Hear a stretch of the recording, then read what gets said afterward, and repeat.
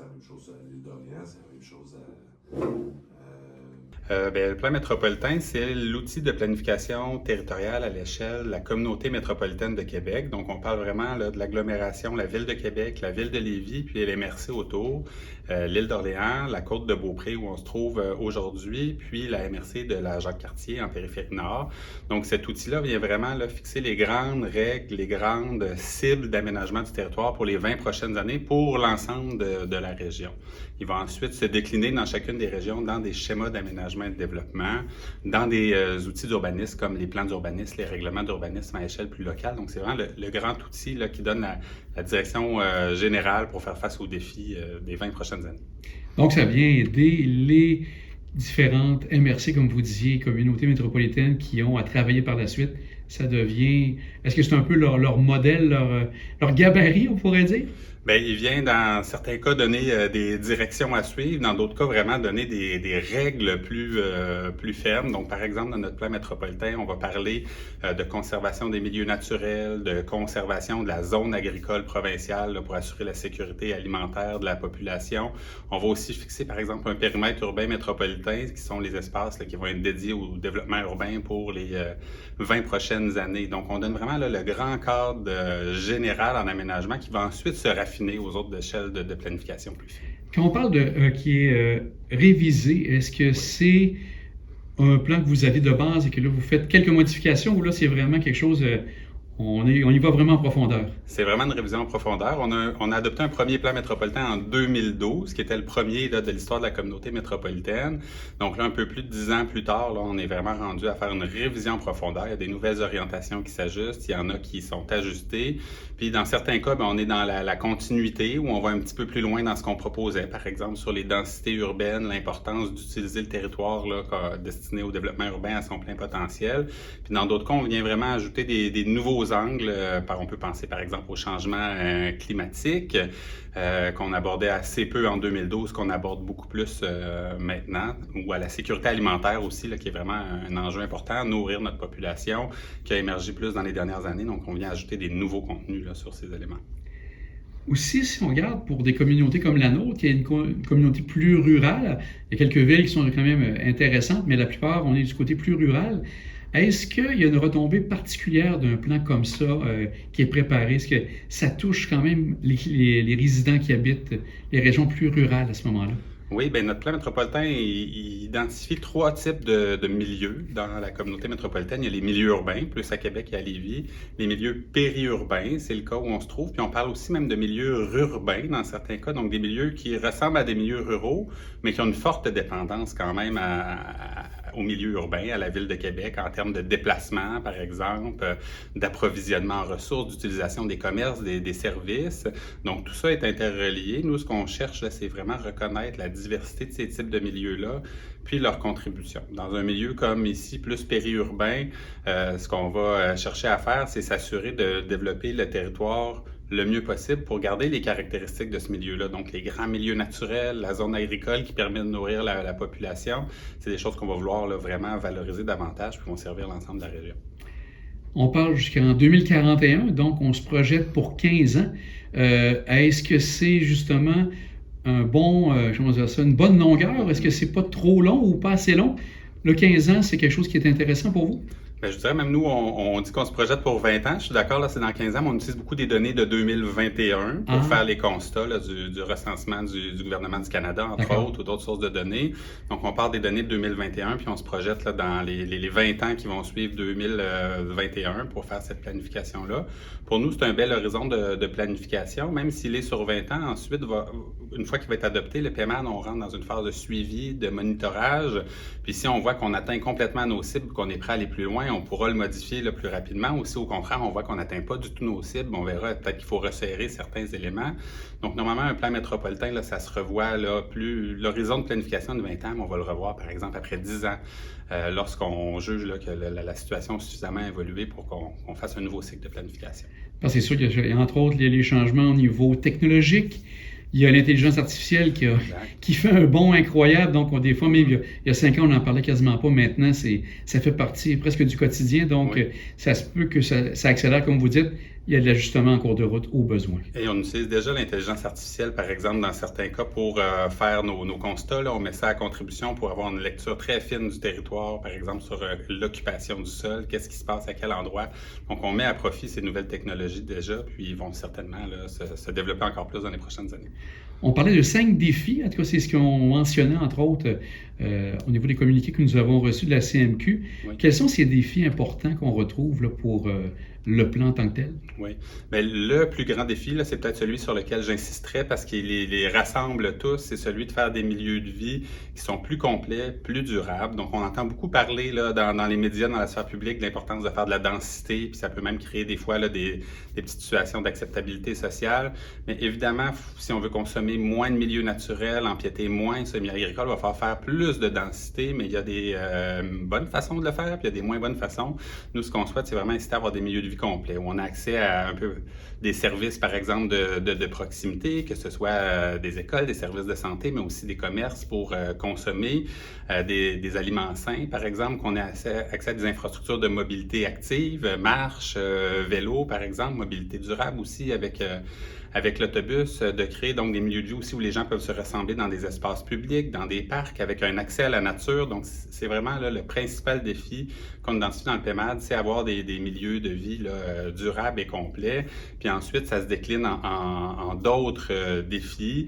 Par exemple, on a le défi qui est lié au climat. Hein, de nos jours, là, la crise climatique est maintenant généralement là, reconnue. Donc, il faut que dans nos décisions d'aménagement du territoire, on se prépare et même qu'on agisse là, pour s'adapter au climat qui évolue. Ou encore, notre défi est celui, je vous disais, de la sécurité alimentaire. Là, les gens ont de plus en plus de difficultés à se nourrir à proximité de façon abordable. Donc, de quelle façon nos décisions d'aménagement peuvent favoriser, par exemple, l'agriculture de proximité, les marchés publics, la présence vraiment de commerce alimentaire sain dans nos milieux de vie. Donc, c'est quelques exemples. Là, je comprends.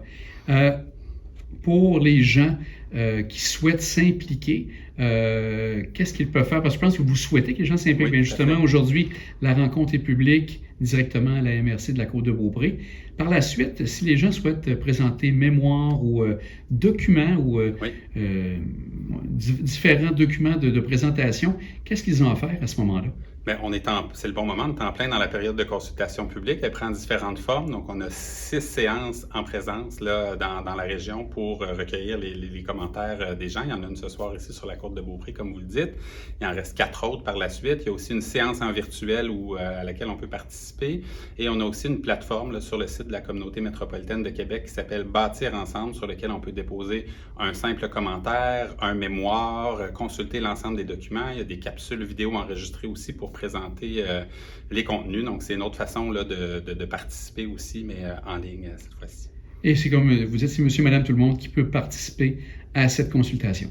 Exactement. Autant de personnes individuelles avec un commentaire précis que des groupes plus organisés qui auraient vraiment là, des recommandations plus poussées. On prend tout à ce stade-ci là, pour être capable de faire évoluer le contenu de notre PEMAD vers quelque chose de complet et de définitif. C'est les orientations de la planification du plan métropolitain d'aménagement dans le fond, de la région de Québec, on en fait partie. Qui est inclus, c'est Lévis, la Côte-de-Beaupré, l'île d'Orléans, la Jacques-Cartier, ainsi que nous.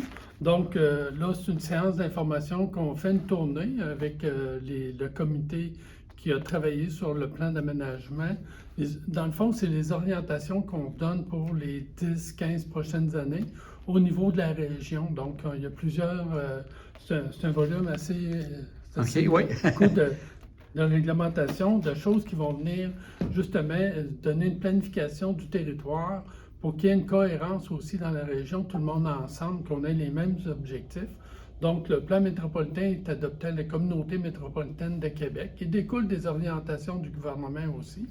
Par la suite, c'est acheminé dans les MRC pour le schéma d'aménagement et chaque municipalité vient changer son règlement aussi pour être conforme au plan métropolitain. C'est une révision. On a déjà eu une première version. La MRC, on avait été les premiers à se conformer au plan métropolitain de l'époque. Là, c'est une deuxième version. Donc, avec les années, on regarde qu'est-ce qu'on peut améliorer, comment est-ce qu'on va le faire descendre dans notre milieu de vie dans le fond, c'est pour améliorer le milieu de vie et la région, la rendre encore plus dynamique, attractif et un bon milieu de vie pour la population. Pour la MRC, est-ce que vous avez quand même des éléments, je prends le cas par exemple, est-ce qu'on tient compte de tout le développement éolien? Qu'est-ce que ça rapporte? Qu'est-ce que ça amène au niveau développement économique? Est-ce que ce sont des éléments comme ça? Je pense au Mont-Saint-Anne également, avec ce qui s'en vient. Donc, c'est tout ça que vous avez à penser et à avoir en tête? Bien, ça fait partie des moyens qu'on peut donner si on parle du parc éolien qu'on a chez nous. Le Mont-Saint-Anne, bien, ça fait partie de la qualité de vie, du développement économique qui est majeur chez nous. Donc, toute la région en profite. Donc ça, on travaille ça en collaboration avec tout l'ensemble des composants de la communauté métropolitaine de Québec et on se donne des orientations pour être, comme je vous disais, attractifs et préserver justement chacune des activités, les milieux de vie. On a la trame verte et bleue pour laquelle on a mis en valeur des sites dans chacune des MRC, des municipalités de la Ville de Québec, comme on parle de l'espace Filion à l'Ange Gardien, le quai de Sainte-Anne, ça fait partie. Donc, ça, c'est une orientation métropolitaine qu'on s'est donnée, redonner l'accès aux fleuves, aux gens et des parcs, rendre des pistes cyclables plus attrayantes aussi, les améliorer. Donc, ça fait partie d'une planification régionale.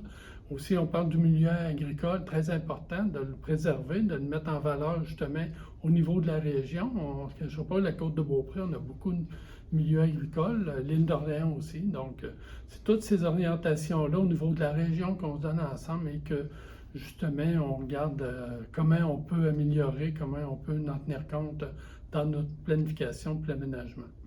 M. Verville parlait justement aussi de tout ce qui avait le côté de planification de tout ce qui touche les municipalités, entre autres la densité au niveau des municipalités. Donc ça, c'est des éléments aussi que vous regardez, tous les développements résidentiels qui tournent autour dans les différentes municipalités de la Côte-de-Beaupré? Oui, c'est ça. Il y a une planification qui se fait. Puis oui, on regarde de plus en plus la densification parce que le territoire n'est pas infini. Donc, on doit le préserver. Et en même temps, on doit être capable d'accueillir des gens dans nos municipalités, dans nos communautés, justement, pour avoir une vitalité respectable partout sur le territoire. Et aussi, il y a le milieu touristique qui est important, qui est majeur aussi chez nous sur l'aménagement des espaces, justement, locatifs ou de résidences secondaires. C'est très fort dans notre secteur. Donc, chacune des municipalités, bien, il y a les périmètres urbains qu'on doit respecter, les zones agricoles, bien entendu, et tout ce qui vient justement faire une planification de densification sur notre territoire. Et les gens qui ont des idées, les résidents de la Côte-de-Beaupré, n'ont pas hésité, et s'ils ont un mémoire ou même un document à présenter, oui, ils le font directement à la MRC ici à ce moment-là? Oui, à la MRC ou à la communauté. Donc, les gens sont invités justement à faire savoir s'ils ont des préoccupations, des questions. Donc, on a répondu pas mal à beaucoup de questionnements. Ça s'est fait en collaboration avec chacune des administrations des municipalités et de la MRC au niveau technique, là. Donc, on comprend que c'est des professionnels en urbanisme, en aménagement du territoire qu'on a dans chacune de nos municipalités qui ont travaillé le document. Encore là, on ne partait pas de zéro parce que c'est une deuxième version qu'on avait déjà adoptée avant. Monsieur Lefrançois, on va surveiller avec grande attention. C'est quand même quelque chose qui est plus théorique pour le moment, mais qui va avoir une implication sûrement dans le futur. Un grand merci à vous. Merci beaucoup.